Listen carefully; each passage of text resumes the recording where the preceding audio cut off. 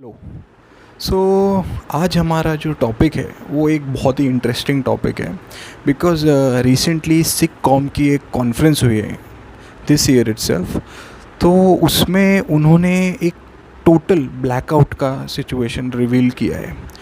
तो let's see what that situation is all about और ये कॉन्फ्रेंस क्या है, व्हाट इज़ सिक कॉम to be exact and why the experts are afraid of it. Recently जो सिक कॉम कॉन्फ्रेंस 2021 में न्यूज़ रिवील हुई थी उस कॉन्फ्रेंस के बाद, तो उसके अकॉर्डिंगली जो सोलार स्टॉर्म्स जिसको कि कोरोनल मास इजेक्शंस भी बोला जाता है, उसकी वजह से जो इंटरनेट का इंफ्रास्ट्रक्चर है पूरे वर्ल्ड का वो इम्पैक्ट हो सकता है and we can go into a stage of blackout. So before moving ahead let's understand what solar storms are. तो जो भी इवेंट्स सन के सरफेस पे होते हैं जिसकी वजह से एटमॉस्फेरिक चेंजेस जो होते हैं वो अर्थ पे नोटिस किए जाते हैं, उनको सोलार स्टॉर्म्स बोले जाते हैं। As you can see in the image, ये सोलार फ्लेयर्स होते हैं जिसकी वजह से जो अर्थ पे जो पोल्स होते हैं पोल्स उन पे काफ़ी सारे चेंजेस आते हैं और ये चीज़ हम आगे वीडियो में और डिस्कस करेंगे।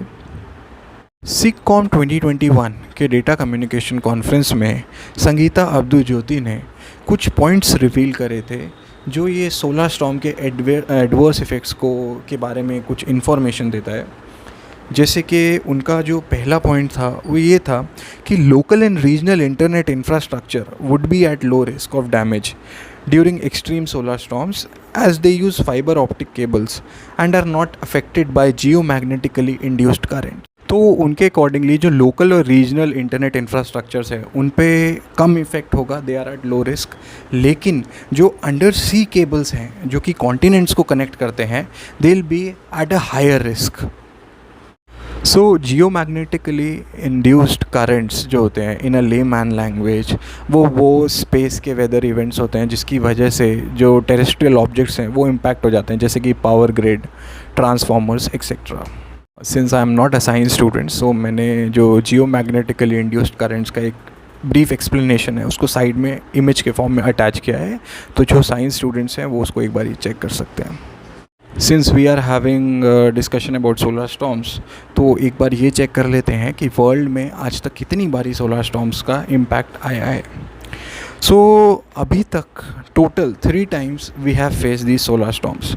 First one was in 1859, the next one was in 1921 and the most recent one was in 1989. So 1859 के इवेंट में the only advantage that we had was कि we never had those many power grids as we have today. There were no power grids at all right? So but the historical literature has revealed that these storms, these solar storms caused compass needles to swing uncontrollably, as well as काफ़ी लोगों ने एक event होता है जिसका नाम होता है ऑरोरा बोरियालिस, जो कि एक पोलर लाइट इवेंट होता है जिसके इमेज मैंने आपके साथ में लगाए हुए हैं, तो please have a look at them. 1859 के सोलर इवेंट को लोगों ने तब सीरियसली लिया था जब 1989 के सोलर स्टॉर्म ने हाइड्रोक्यूबिक पावर प्लांट में एक फेलियर कर दिया था, जिसकी वजह से नॉर्थ ईस्ट कनाडा में 9 hours का ब्लैकआउट हुआ था।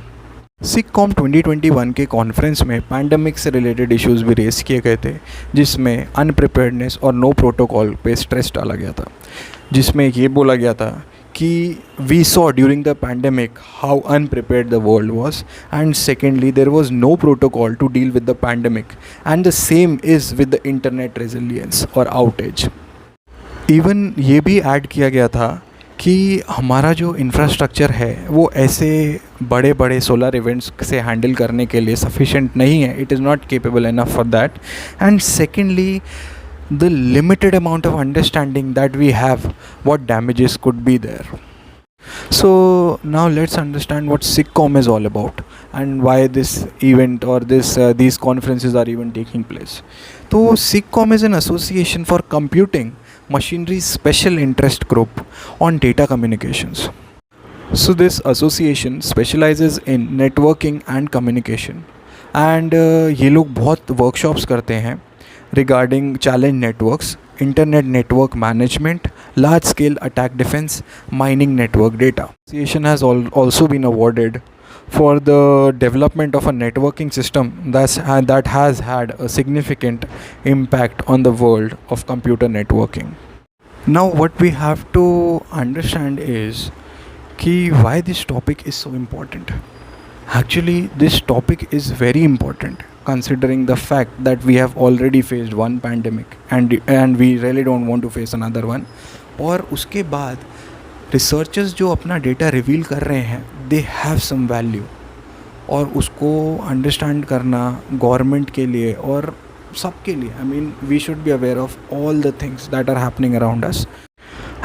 और हम लोग ये जानते हैं कि इंटरनेट आउटेज आज के टाइम पे कितना बड़ा प्रॉब्लम हो सकती है. तो उसको अगर आप कंसिडर करेंगे तो ये डेटा जो इन्होंने रिवील किया है वो बहुत इम्पॉर्टेंट है और उसके ऊपर डेफिनेटली कुछ एक्शन लेना चाहिए. So for now I think this is it about the solar storms and the blackout that we may face. For now, I'm signing off. Thank you.